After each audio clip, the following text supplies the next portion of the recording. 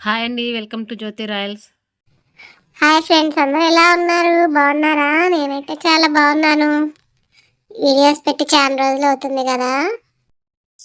సాక్షిగా నీకు రోజు రోజుకి ఎక్కువైపోతుందిరా. చెప్తుంటే అస్సలు వినట్లేదు. బాగా తనులు పడాలి నీకు. చూడు ఎట్లా దాముకుంటున్నాడు అరుస్తుంటే. ఏం లేదు ఫ్రెండ్స్, మా మమ్మీ ఎందుకు తిడుతుందా అనుకుంటున్నారా? మనమైతే బైక్ చూస్తే సుస్సు పోసేస్తాము. డాడీ బైక్ మీద, అన్న బైక్ మీద సుస్సు పోసేసాను. అందుకే మా మమ్మీ తిడుతుంది. అవన్నీ మనకు కామనే, తిట్లు తింటాం.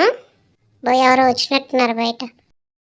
అరే నేను ఇట్లా గట్టిగా అరుస్తుంటే నువ్వు బయట ఎవరో వచ్చారని తొంగి చూడను, ఆవులేస్తున్నావు. మనిషి మాట అంటే అసలు కొంచెం కూడా లెక్కలేదు. ఎందుకు మమ్మీ నన్ను అట్లా తిడతావు?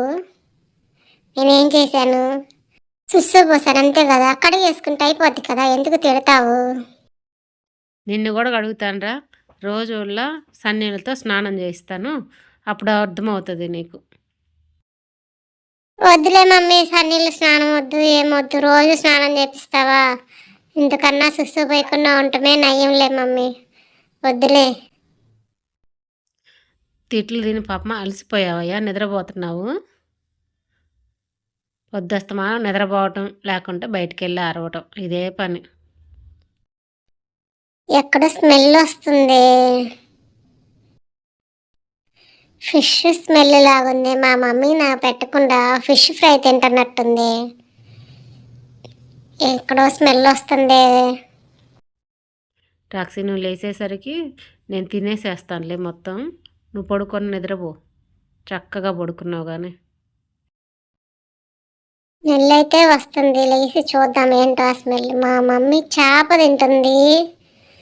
మమ్మీ నాకు చేప పెట్టు మమ్మీ, నువ్వే తినేస్తున్నావు. లేచాను లేను.